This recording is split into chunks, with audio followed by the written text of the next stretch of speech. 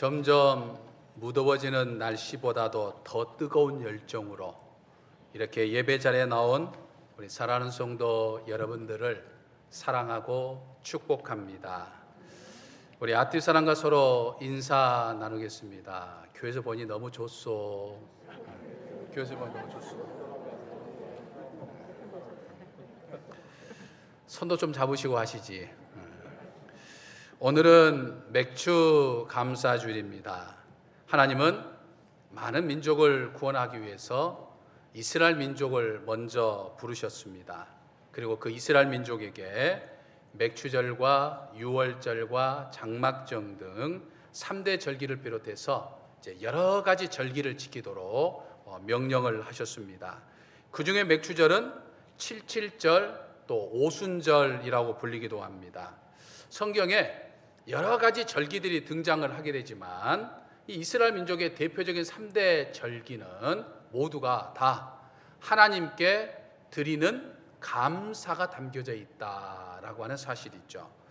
맥주 감사절의 유래는 이스라엘 민족이 애굽에서 나와서 이제 약속의 땅 가나안에 정착해서 이제 농사하고 처음 곡식을 수확하는 것을 가지고 하나님께 드리는 데서부터 이제 시작을 하게 된 거죠.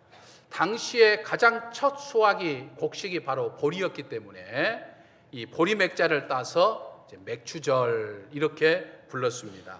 하지만 단순히 수확에 대한 감사에 머무는 것이 아니고 출애굽에서 가나안 땅에 정착하고 씨를 뿌리고 곡식을 거둬들이는 그 모든 과정 속에 함께 하셨던 그 하나님의 은혜에 대한 감사였다라고 하는 것이죠. 그러므로 우리가 지키는 이 맥주 감사절도 지난 2022년 한 해를 시작하면서 지난 6개월 동안 우리를 지켜주셨던 그 하나님의 은혜에 대한 이 감사 주일이다라고 하는 거죠. 그래서 한국 교회를 비롯해서 세계 모든 기독교회가 똑같이 이 맥주 감사 주일을 지키게 되는데, 근데 이 맥주 감사주의를 지키는 사람들의 마음가짐이 각각 제각각이다라고 하는 사실이죠. 어떤 성도는 맥주 감사주의를 드리면서 지난 6개월 동안 내게 베풀어졌던 하나님의 은혜를 생각해 보는 거죠. 그러니까 이것도 감사, 저것도 감사, 이렇게도 감사, 저렇게도 감사, 모든 감사의 마음을 담아서 감사 마음으로 맥주 감사주의를 참여하는 성도들이 있죠. 또 어떤 성도는 감사의 마음, 감사의 조건을 전혀 찾지 못하고 매년 드리는 이 교회 행사의 일환으로 벌써 또 맥주 감사절이 됐네 생각하고 감사절을 드리는 분도 있죠. 또 어떤 분은 내게 없는 것으로 인해서 하나님에 대한 어떤 안타까운 마음과 불편함과 소원한 마음을 가지고서 맥주 감사절을 드리는 그런 분들도 있다라고 하는 거죠. 오늘 이렇게 하나님 앞에 주일 예배를 드리는 여러분들의 마음에는 어떤 마음을 가지고 이 시간 하나님 앞에 예배를 드리십니까? 정말 진정 감사한 마음으로 이 맥주 감사주를 지키는 저와 우리 사랑하는 성도 여러분들 되시기를 주님의 이름으로 간절히 축원합니다. 할렐루야. 요한계시록 4장과 5장을 보면 하나님은 열린 문을 통해 사도 요한을 하늘로 이끄시고 하늘에서 진행되는 장엄한 예배를 보게 하셨습니다. 다가올 심판을 보여주시기 전에 하늘 예배를 먼저 보여주셨다라고 하는 거죠. 그래서 오늘 우리가 알게 된 이제 요한계시록 6장부터 이제 요한계시록 16장까지 이제 7인으로 봉인된 두루마리에 담겨 있는 이제 엄청난 심판과 사건들이 이제 하나하나 펼쳐지게 됩니다. 특별히 7인으로 봉인된 이 두루마리에 담긴 심판은 크게 3가지 시리즈로 구성되어 있는 것을 볼 수 있습니다. 여러분 화면에 보시는 것처럼 그래서 7이 심판이 지금 6장부터 8장까지 6장 8장에 진행되는데, 근데 특이한 것은 7번째 인을 뗄 때 그 안에 7 나팔 재앙이 담겨져 있는 거죠. 그래서 7 나팔 재앙이 이제 8장, 9장, 11장에 언급되어 있고, 역시 7번째 나팔을 불 때 그 7번째 나팔 안에 이제 7 대접 재앙이 담겨져 있는 것이죠. 그래서 7 재앙의 심판은, 7 대접의 심판은 지금 이 요한계시록 16장에 지금 언급되어 있는 거죠. 그러니까 이걸 보면 이 일곱 대접 재앙, 또 일곱 나팔 재앙, 일곱 인 재앙은 서로가 독립적으로 떨어져 있는 것이 아니라 서로 다 지금 연결되어 있다라고 하는 사실을 깨달아 볼 수 있죠. 이제 어린 양 예수 그리스도께서 이제 봉인된 일곱 인을 떼시는데, 그 봉인된 일곱 인을 떼시는 것은 지금 두루마리 안에 있는 것이 펼쳐진 게 아니에요. 일곱 인을 뗄 때마다 이제 이 사건들이 일어나는 것들을 지금 우리들에게 소개하고 있는 것을 볼 수 있습니다. 그러니까 지금 종말 자체가 아니라 종말이 일어나기 이전에 일어나는 이 사건들을 지금 우리들에게 지금 소개하고 있는 거죠. 마태복음 24장을 보면 예수님께서 이 마지막 종말의 때 징조, 종말이 오기 전에 일어나게 되는 여러 가지 어떤 징조들을 예수님께서 설명을 하셨지 않습니까? 그래서 이제 그 내용대로 지금 이제 저게 요한계시록에 그대로 이제 펼쳐지게 되는데, 여러분 2000년 전에 예수님이 이 땅에 오셨을 때, 인간의 몸을 입고 이 땅에 오셨을 때를 우리는 초림이라고 부릅니다. 초림, 처음 오신 것이다 라고 하는 초림이라고 이야기하고, 그 다음에 이제 십자가에서 죽으셨다가 3일 만에 부활하셔서 승천하신 예수님께서 하늘로 가셔서 지금 우리 요한계시록에 묘사된 것처럼 하늘 보좌 앞에 있다가 이제 예수님께서 이 땅에 다시 오시는 때가 있어요. 그걸 가리켜서 성경은 재림이라고 이야기를 합니다. 그래서 예수님이 2000년에 이 땅에 오셨던 재림과 초림과 예수님의 후에 이 땅에 오셔서 재림하심으로 인해서 이제 정말 최후의 심판이 이루어지는데, 이때를 가리켜 이 사이를 마지막 때라고 이야기를 하는 거예요. 그러니까 예수님의 초림 때부터 지금 21세기를 지난 2000년이 지난 지금과 앞으로 언제 예수님이 이 땅에 재림하실지 알지 모르지만 그때까지 그 모든 것을 지금 마지막이라고 때라고 이야기를 하는 거예요. 그러니까 지금 우리는 마지막 때를 지금 살고 있는 것이다 라고 하는 거예요. 그러니까 이 마지막 때가 우리 인간의 눈으로 보면 엄청나게 지금 길어요. 벌써 2000년도 됐고 앞으로 또 얼마가 될지를 알 수가 없어요. 근데 여러분, 영원 이전부터 영원 이후까지 계시는 하나님, 그 모든 것을 꿰뚫어 보신 하나님에게는 이 기간은 사실은 한 줌의 티끌도 안 되는 기간이에요. 이해를 돕자고 하면 여러분, 하루살이와 우리를 한번 비교해 볼 수 있겠습니다. 우리는 하루라고 하는 것이 얼마나 짧습니까? 지난주에 여러분과 제가 예배를 드린 것이 어제 같은데 벌써 또 주일이 돼가지고 또 지금 여러분과 또 예배를 드리고 있어요. 이 일주일이 얼마나 빨리 지나가는지 몰라요. 근데 여러분, 하루라고 하는 것은 사실은 별거 아니에요, 우리에게는. 근데 하루살이에게 하루는 엄청나게 긴 시간이죠. 그러니까 우리에게는 이 마지막 때가 엄청 지금 긴 시간이지만 하나님 앞에는 지금 한 줌의 티끌도 안 되는 그런 이제 시간이다라고 하는 거죠. 그래서 이 종말이 오기 전까지 예수님이 이 땅에 초림하셔서 예수님이 재림하시는 이 종말의 때 최후의 심판이 오기까지 이제 우리는 이 마지막 때를 지금 살아가고 있는 거예요. 이게 지금 예수님의 그 마태복음 24장에 말씀하셨고 지금 요한계시록에서 인을 떼실 때마다 보여주는 이제 사건들인 거예요. 그래서 이제 이걸 이해하면서 우리가 이제 본문 말씀을 보면 이제 6장을 보면 이제 어린 양이신 예수 그리스도께서 이제 일곱 인을 이제 하나씩 떼시는데, 또 특이한 것은 첫 번째 인, 두 번째 인, 세 번째 인, 네 번째 인을 떼실 때마다 동일한 어떤 패턴이 일어납니다. 이제 다섯 번째, 여섯 번째, 일곱 번째 좀 다르고요. 이제 첫 번째와 네 번째까지가 어떤 하나의 동일한 패턴이 나오는데, 그 패턴은 먼저 어린 양이신 예수 그리스도께서 인을 딱 떼시면 네 생물 중, 천사 중에 대표인 네 생물 중에 하나가 우레소리와 같은 소리로 오라, 나오라 라고 하는 그 소리가 명령을 내립니다. 그러면 그때 이제 어떤 특정한 색깔을 가진 말을 탄 사람이 이제 등장을 하게 되는 거예요. 근데 이렇게 특별한 색깔을 가진 말을 탄 자가 등장할 때마다 이제 이 세상에 이제 혹독한 재앙의 사건들이 지금 이제 닥쳐옵니다. 하지만 이 혹독한 재앙의 사건들의 수위를 어린 양이신 예수 그리스도가 지금 조절하시면서 지금 주관하고 있는 것을 볼 수 있습니다. 자, 그래서 첫 번째 이제 2절을 보면 어린 양이신 예수 그리스도께서 첫 번째 인을 딱 떼니까 어떤 색깔의 말이 등장을 해요. 어떤 색깔입니까? 흰말. 지금 성경에도 보면 알 수가, 여러분 화면에 보시면 제가 여러분 이해를 돕기 위해서 지금 사진을 가져왔는데 저렇게 하얀 색을 가진 말을 탄 자가 이제 등장을 합니다. 머리에는 면류관을 쓰고 있고 오른손에는 뭘 들고 있죠? 활을 들고 있어요. 근데 지금 면류관을 쓰고 있기 때문에 어떤 사람들은 예수 그리스도가 아니냐 이렇게 해석을 합니다. 하지만 이건 예수 그리스도라고 해석하는 것은 전혀 잘못된 해석입니다.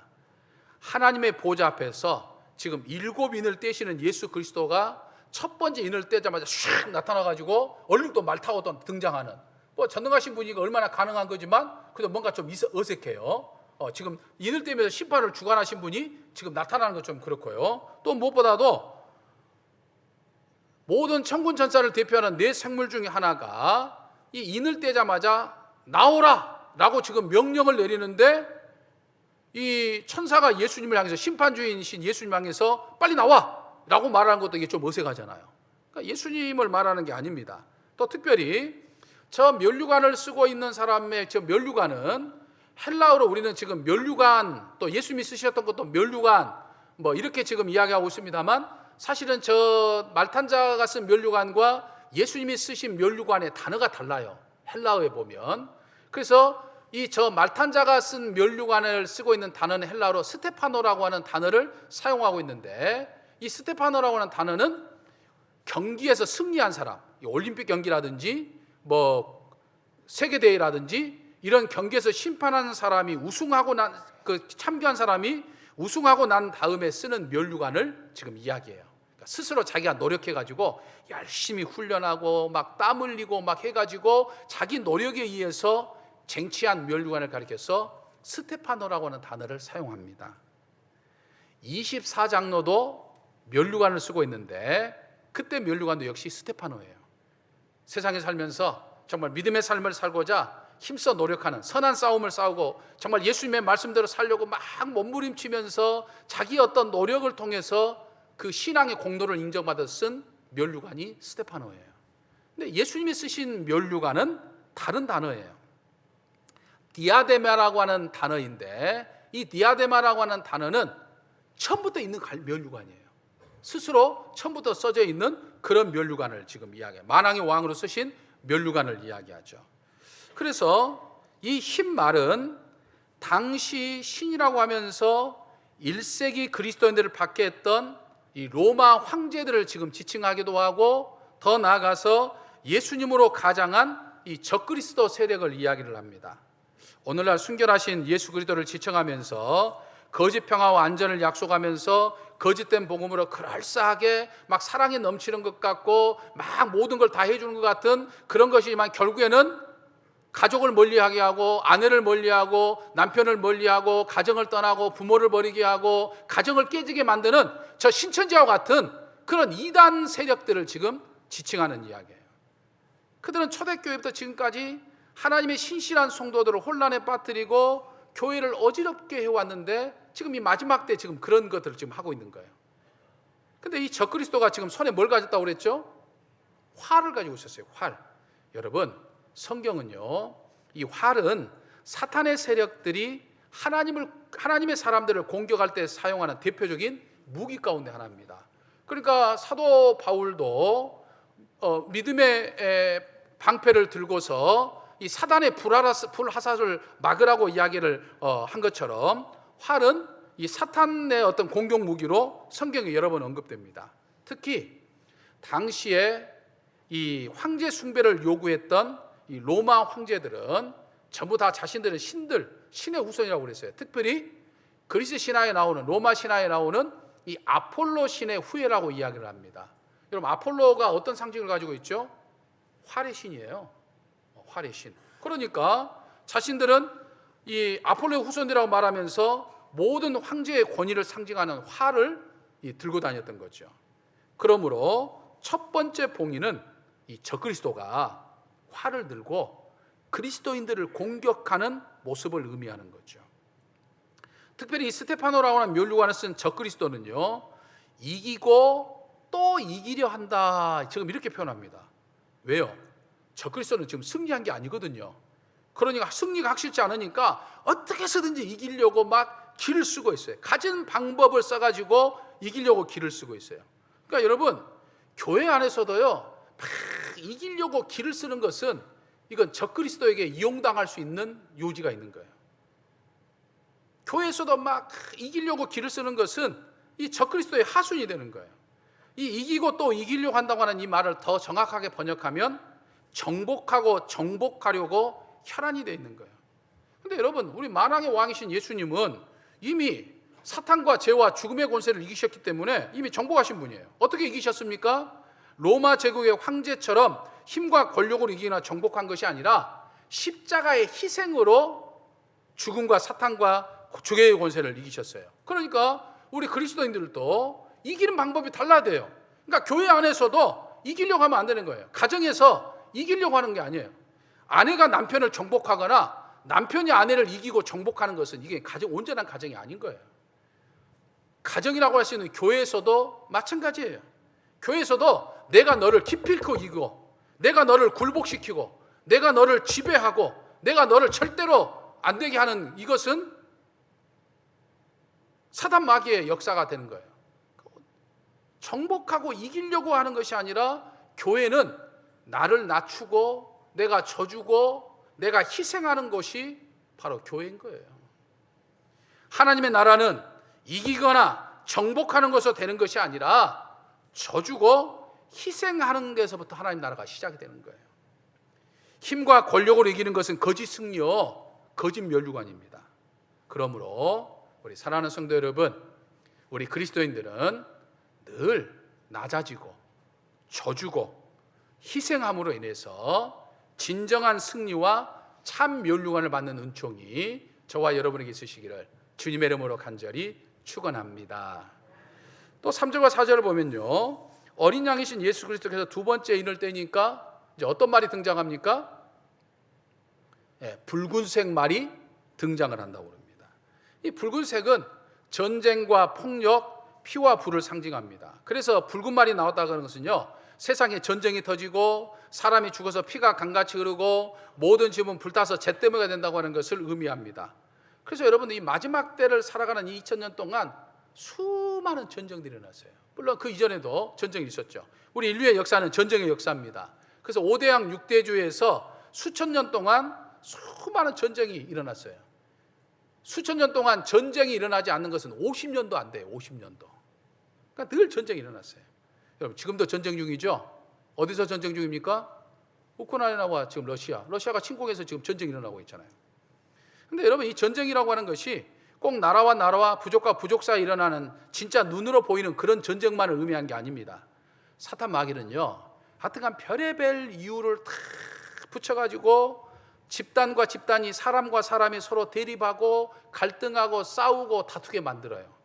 그러니까 출신 지역이 다르다고 다투고, 너와 나의 사상이 다르고 종교가, 이데올로기가 다르다고, 이념이 다르다고 다투고, 너 종교와 내 종교가 다르다고 다투고, 하여튼 갖가지 이유를 갖고 싸우게 만들어요. 우리나라처럼 아주 조금 땅 안에서도 얼마나 많이 싸웁니까? 남과 북이 싸우죠. 경상도와 전라도가 막 싸웁니다. 여와 야가 싸우죠. 노와 사가 막 싸웁니다. 기성세대와 젊은 세대가 막 갈등해요. 지난 선거 때는 막 2대녀와 2대남. 처음에 저 뭔 말인가 있어요. 근데 20대 남자와 20대 여자가 서로 이제 막 지지하는 것이 달라가지고 막 다퉜잖아요.